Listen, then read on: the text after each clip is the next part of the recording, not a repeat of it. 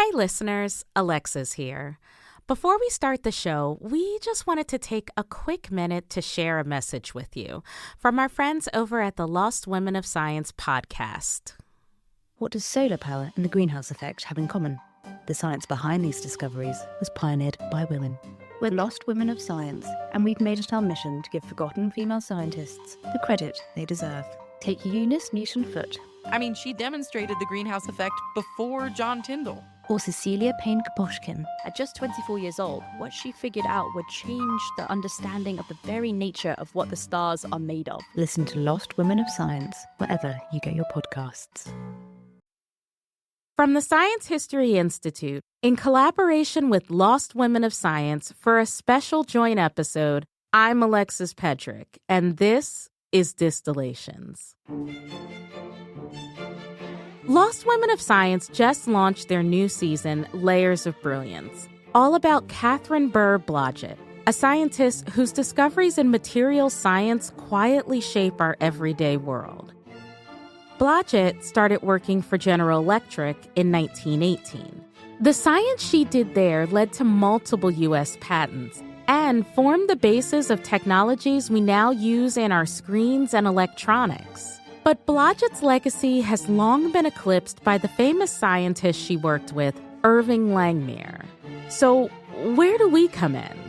Well, Blodgett and Langmuir's experiments used a version of an instrument originally invented by an earlier scientist, a woman named Agnes Pockels. And this episode is all about her.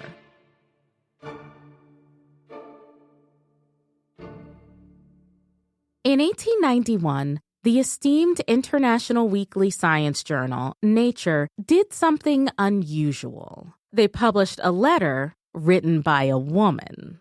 Her name was Agnes Pockels, and her letter was addressed to a man in England known as Lord Rayleigh. Now, Lord Rayleigh, or John Strutt, the third Baron Rayleigh, was what's known as a hereditary peer. I've been informed that not everyone reads as much historical romance as I do, and therefore might not be familiar with this term. It just means he inherited his title through his family lineage and was entitled to sit in the House of Lords. Very fancy.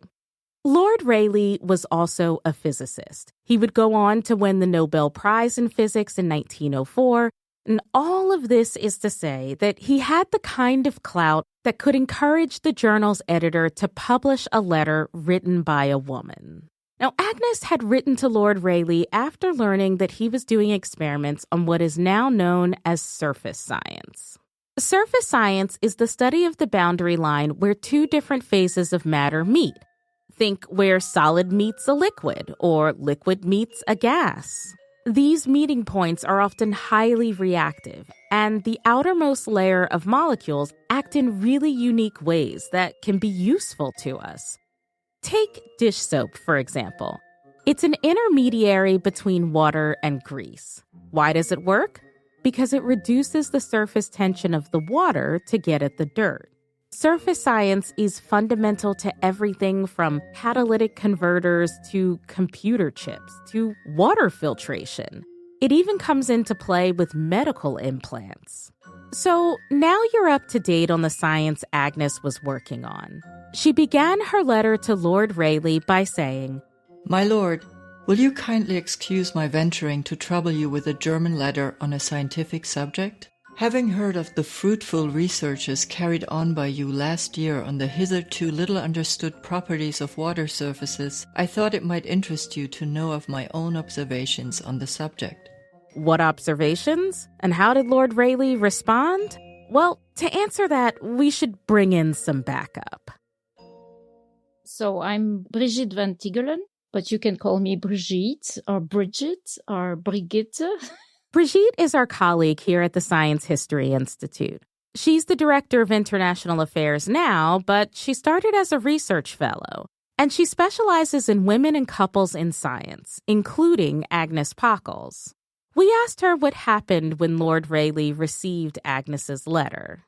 Lord Rayleigh is really interested in what Agnes Pockels is doing. Of course, he's also intrigued by the fact that she might be a lady. He's not very sure. But he's mostly interested in the experimental device that Agnes was able to build. Agnes hadn't merely made observations. She built her own instrument to measure them. Eventually, that instrument, the Pockels Trough, became the basis for the modern Langmuir Blodgett trough, which helped Irving Langmuir do the work in surface chemistry that won him a Nobel Prize in 1932. Lord Rayleigh saw how impressive Agnes's instrument was immediately. He actually asks Agnes, could you please make one for me and send it to me? And she says, well, this is difficult. I build it, petit à petit, step by step myself, and I can't remake another one, but I can give you the details. In the end, Lord Rayleigh recognizes that her experimental device is better than what he was using, and he kind of will use it in further research. Maybe you think you know where this story is going. That I'm about to tell you how Agnes Pockels busted through barriers and became the Marie Curie of surface science. Or that she had her accomplishments unceremoniously stripped from the record, and we're just now giving her her due. Such is the plight of many a female scientist from the past who we've lost sight of. But I'm not here to tell you either of those things. Instead, I'm going to tell you that Agnes's story is complicated, and that if her legacy has been lost, it might be because our own assumptions and 21st century way of looking at the world got in our way. Agnes's story begs us to think about how we define success as a scientist. Is it becoming a tenured professor? Winning a Nobel Prize? What about inventing or discovering something that makes the world a better place? Agnes's story makes us ask if our definition of success is too narrow, and what do we stand to gain if we crack it open a bit wider? Chapter 1. Agnes's Discovery.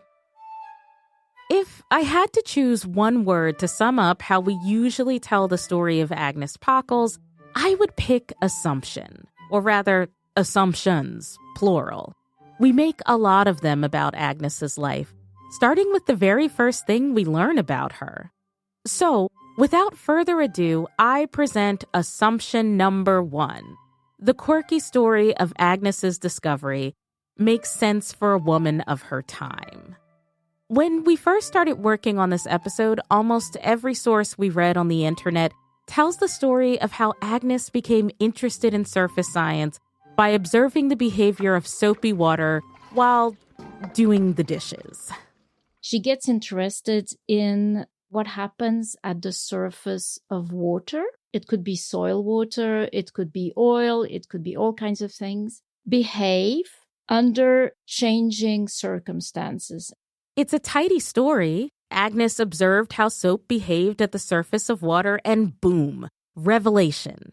It's like other discovery stories we celebrate. Isaac Newton getting bonked on the head with an apple and then boom, in a flash, he formulates gravitational theory. But neither of these stories are accurate, and they obscure how science actually gets done in deliberate, active ways. It's not just people walking around getting hit on the heads. Literally. We reached out to one of Brigitte's colleagues to hear his take on the dishwashing story. I'm Dan Opitz, and I'm an associate professor at DePaul University with affiliations in the School of Continuing and Professional Studies, the History Department, and LGBTQ Studies. I probably should say I'm also an historian of science. Dan was studying Lord Rayleigh in graduate school when a fellow student asked him a question that changed the course of his research. She randomly asked me, did any women influence Lord Rayleigh's science? And I'm like, I don't know. So I decided to answer that question. That's how he came to learn about Agnes Pockels. And primary sources led him to realize pretty quickly that the whole woman has discovery while doing the dishes story was probably worth questioning. You know, and there's pictures of the house they lived in, and it's a pretty prominent looking house, a substantial looking house. Surely they had domestic help. That would have been pretty standard for someone of their class. So that now, in general, in history, and historians of science even more so, don't talk a lot about domestic staff in their histories. I think it's starting to change now.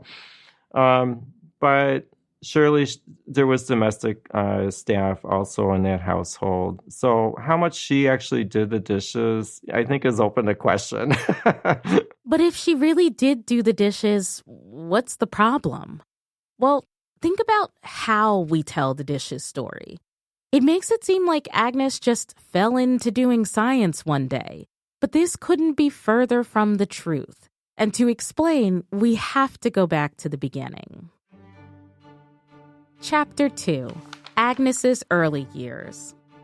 Agnes Louise Wilhelmine Pockels was born in 1862 in Venice. At that time, Venice was part of the Austrian Empire, and Agnes's father served in the army. When he fell sick with malaria in 1871, Agnes's family moved to Braunschweig, which was part of the brand new German Empire. So she was 9 years old when she came to Braunschweig. This is Petra Michnik, a retired professor from the Technical University of Braunschweig.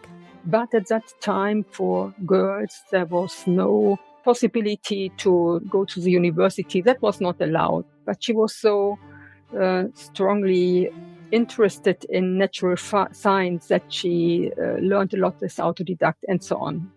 Agnes attended the Municipal High School for Girls.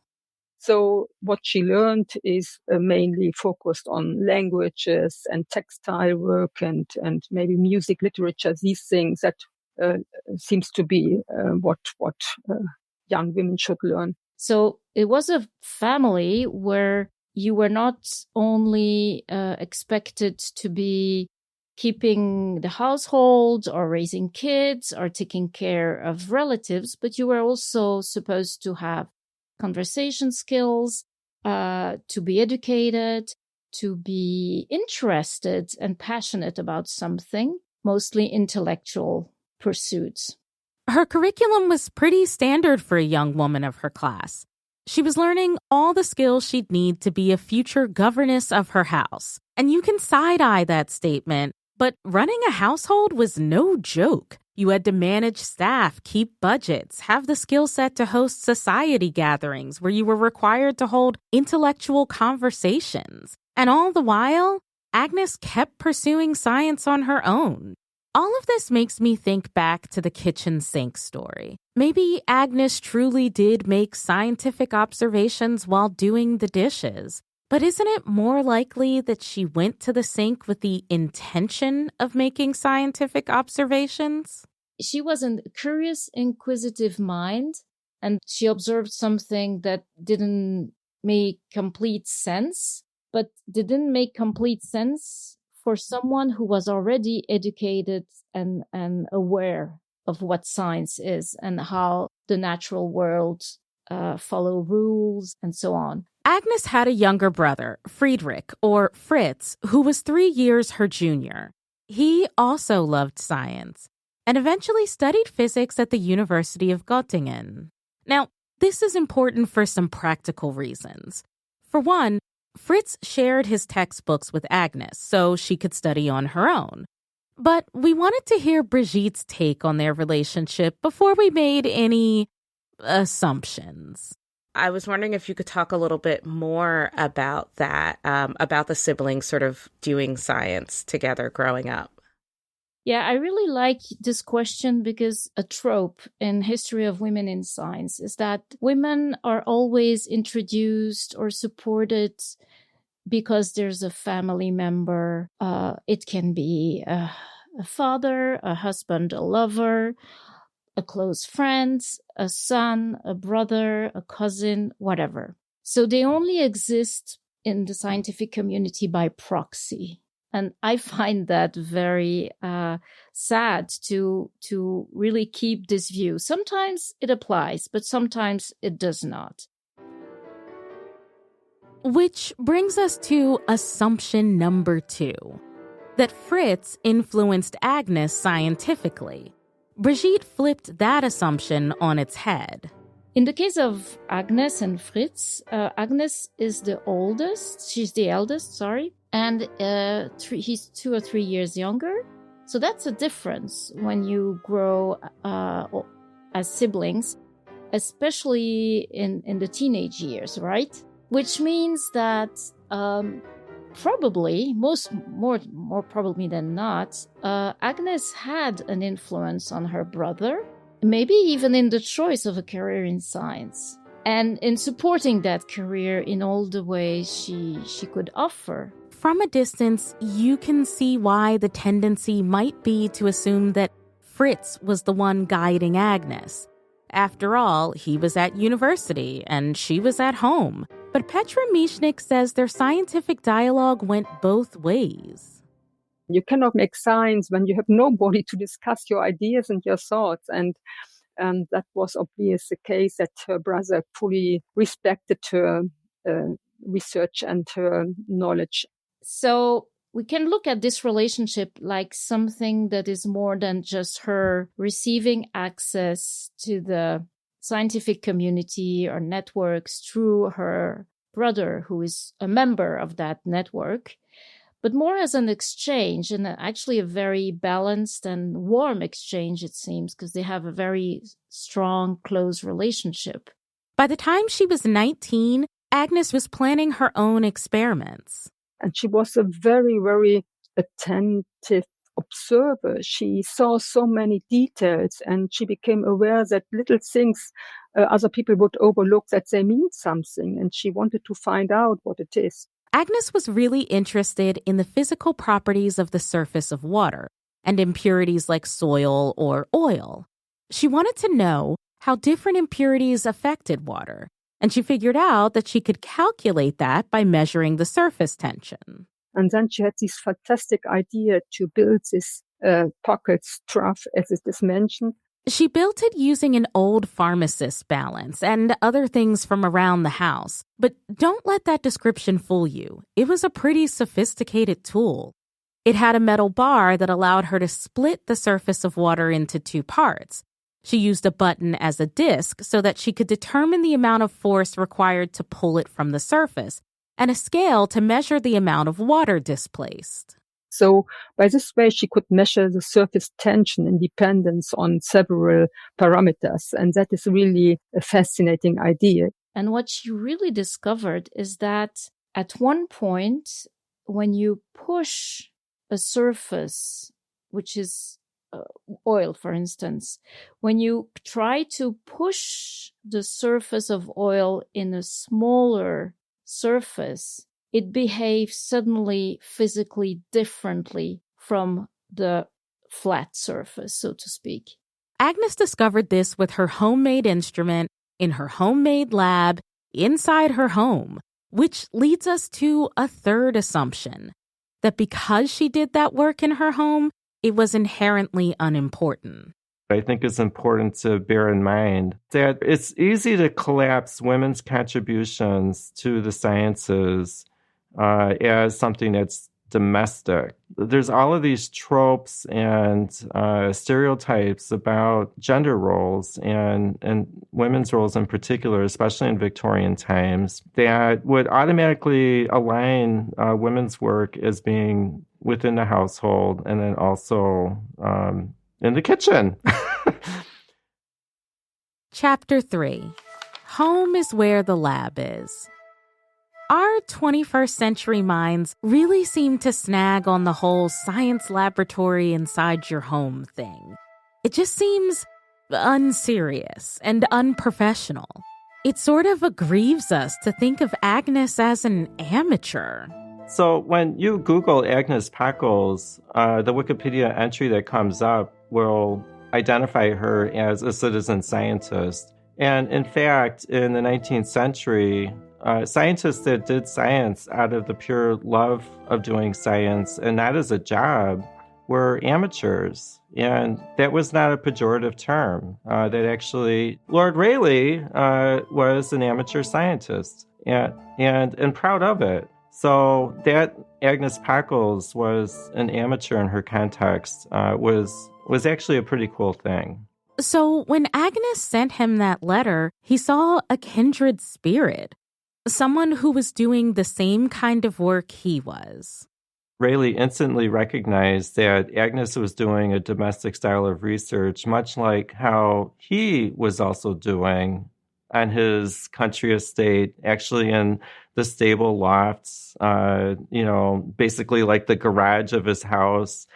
And that humble way of doing research was very familiar to him and something that he valued and was proud about and advocated for. Germany was getting serious about establishing these big physical institutes, like institution-based laboratories, getting more professionalized with respect to scientific research in a way that England just wasn't yet.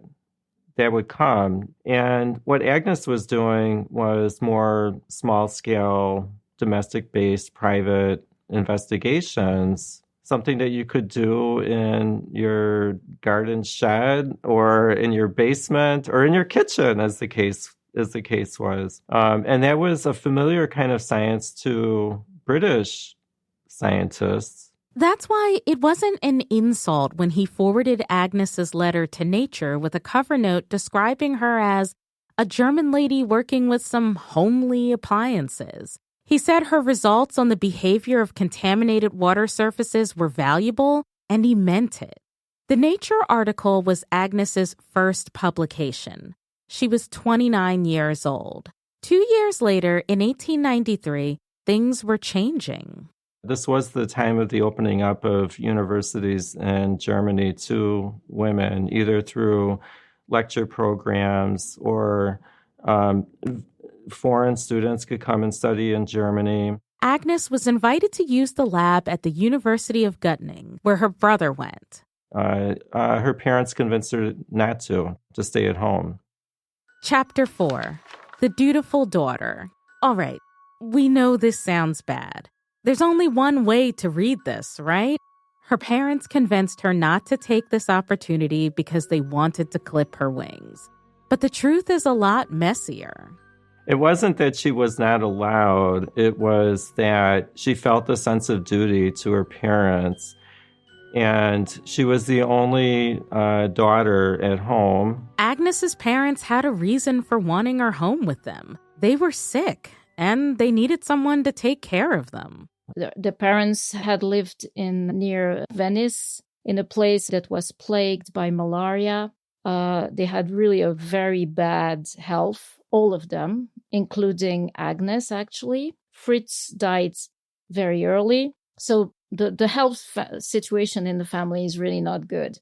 When Agnes was planning her future, she was taking her parents' health into account. It's less sensational than the idea that they forced their only daughter to stay at home just because she was a woman. Although it's also wrong to say that being a woman didn't play into it at all. One might ask the following questions. First question is, what is the real motivation of saying yes or no? And what parts does the social codes play in that? Did Agnes's parents expect her brother to take care of them? No, of course not. Agnes was the daughter. It was her social duty. There were also practical considerations. Agnes's home was pretty far from the University of Göttingen. She would have had to relocate, and this brought even more complications. Is it proper for a woman from a bourgeoisie family to go out and, live with her brother or maybe by herself just to pursue science? So, yes, Agnes faced sexism, and the decisions she made were in part because of society's expectations around women and how they were supposed to behave. And we could easily frame this as Agnes being trapped by her circumstances, a woman who had no chance to imagine a different kind of life.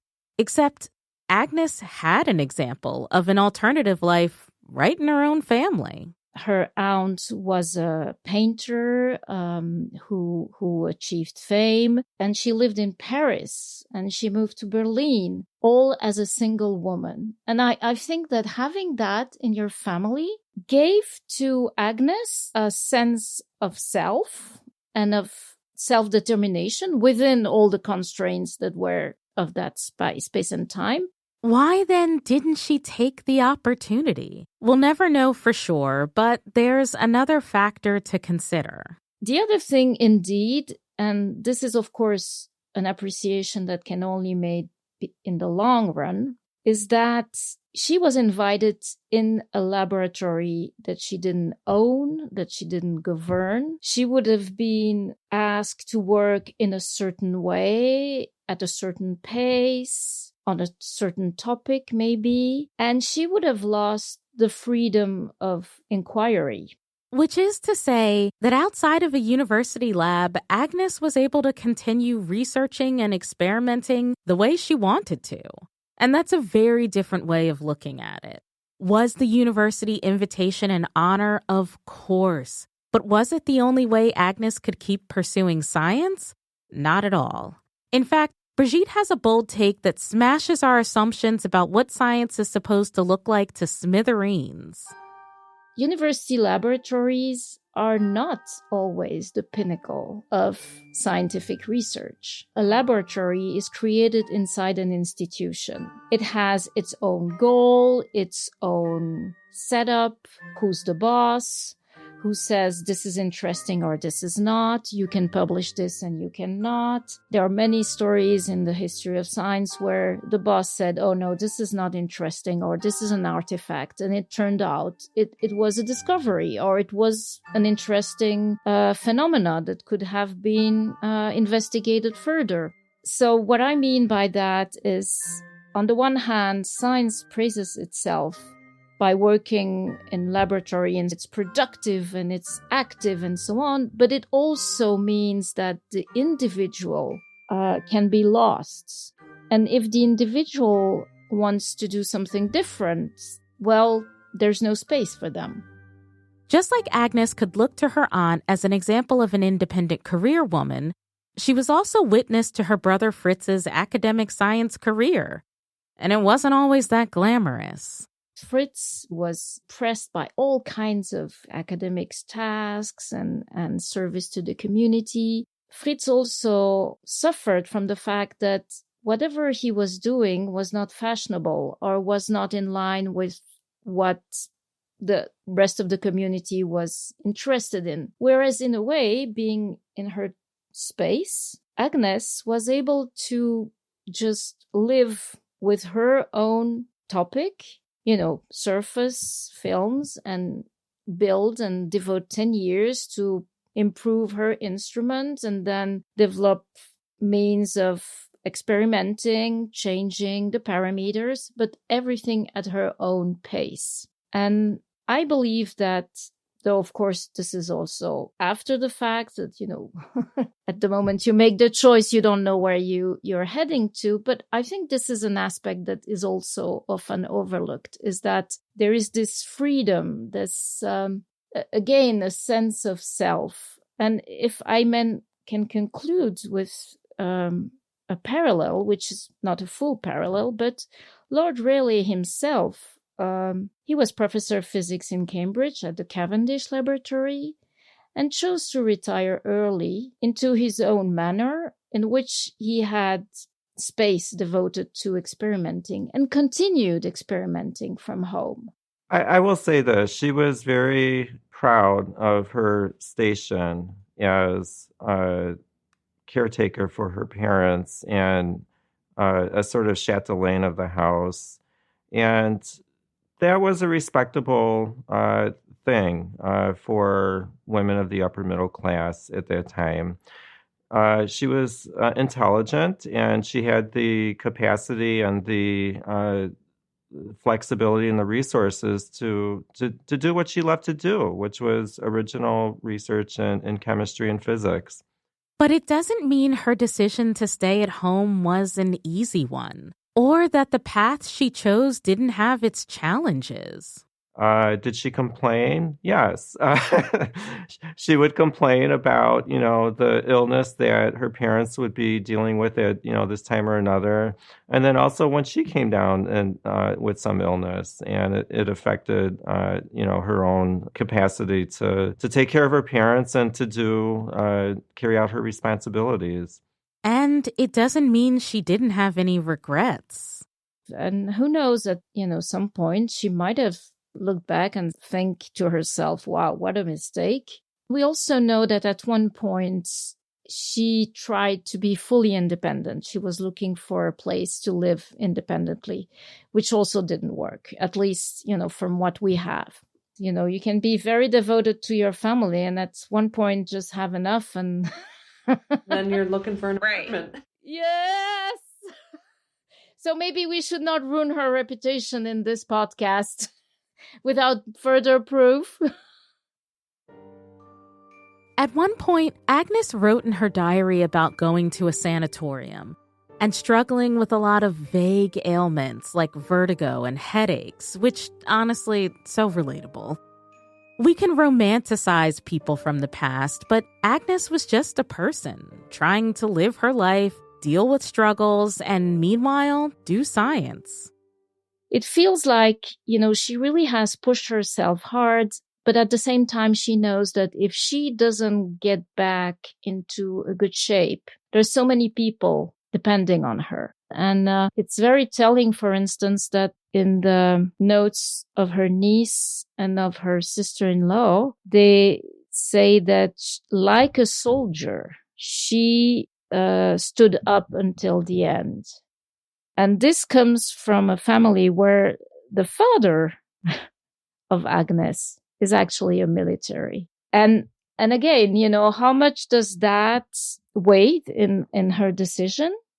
Like she's at her post, and this is what her post is, and she wants to keep her post. After Agnes's letter was published in Nature, her studies of surface science increased. She continued to correspond with Lord Rayleigh and refine her methods, even calling attention to how dirty equipment could affect the replicability of her work. She was, as we said, extremely thorough. She observed that she made a mistake, that she had overlooked some shortcomings of the experimental setup. And then immediately he wrote him, to clarify this. And she was always interested to do very serious work and to be very open and self-critical, and also looking for limitations and efforts and mistakes and so on. So that is really impressive. And it's a fundamental thing she did. Agnes refined her trough, building a second version that could take even better measurements. And from her studies, she defined what is now known as the Pockels point, aka the minimum area that a single molecule can occupy in monomolecular films. And she went on to publish 14 papers about her work. Though she never received an official scientific appointment, she was recognized in 1931 when she received the Laura R. Leonard Prize from the Colloid Society, along with Henry Deveau, a French botanist. So, what are we to make of this story of Agnes? Well, it's worth keeping in mind that when we look at the past through a modern lens, it can make it harder for us to understand people. We might poo-poo their decisions, mischaracterize them, or miss them completely. When we look back to scientists of the past, we look at them through what we know about science and how it works nowadays. We want our stories of women in science to fit into neat little boxes. But can a human life fit into anything so neatly? We're tempted to ask, was Agnes a feminist? But if you've been listening to this story, the answer shouldn't surprise you. So she stayed in her frame, the framing of that time, that was something she accepted, and she moved within this frame, and was obviously very talented and very intelligent to do so serious and self-critical work, which was really a breakthrough in this field. I don't think she was a rebel. She still followed her own path. she forged her own connections, and she was not afraid to act for herself. What I mean by that is that even now, in our very free society and culture, we believe that, everyone acts on his or her own or their own impulse and choices, but we all have constraints and social codes we have to live by. And really, why does Agnes have to be a rebel? Why do we expect her to wear all the hats? It gets at the same problem inherent in the infamous sink story. Yes, it could be sort of fun. Eureka moments often are. But what it insinuates about how much we expect from women in science is not that great. First off, I've never heard anyone suspect that either Lord Rayleigh or later Irving Langmuir got the idea to work on surface films on water because they were doing the dishes. So this is a very gendered stereotype. The second thing that strikes me more and actually uneases me is the fact that this is a story, a trope that is repeated in most of the presentation of Agnes Pockels.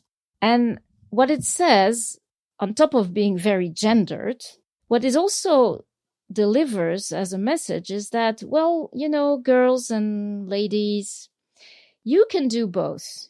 You can be interested and fully invested in household and produce science. In fact, the best female scientists were able to do that. And I think this is a very damaging message.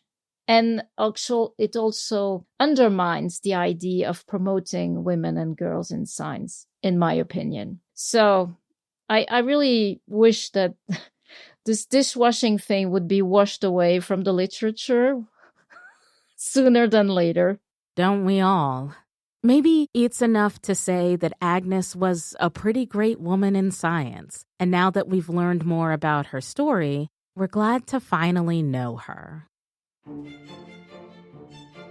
Distillations podcast is produced by the Science History Institute and recorded in the Laurie J. Landau Digital Production Studios. Our executive producer is Mariel Carr. Our producer is Rigoberto Hernandez. This episode was reported and produced by Mariel Carr and Alexis Pedrick, with additional reporting by Sophia Levin. It was fact-checked by Alexandra Attia and sound designed by Anna Twiron. Support for Distillations has been provided by the Middleton Foundation and the Wyncote Foundation.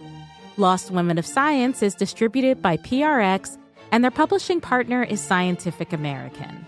Their funding comes in part from the Alfred P. Sloan Foundation and the Anne Wojcicki Foundation. You can visit our websites at sciencehistory.org and lostwomenofscience.org to learn more about us. I'm Alexis Pedrick. Thanks for listening.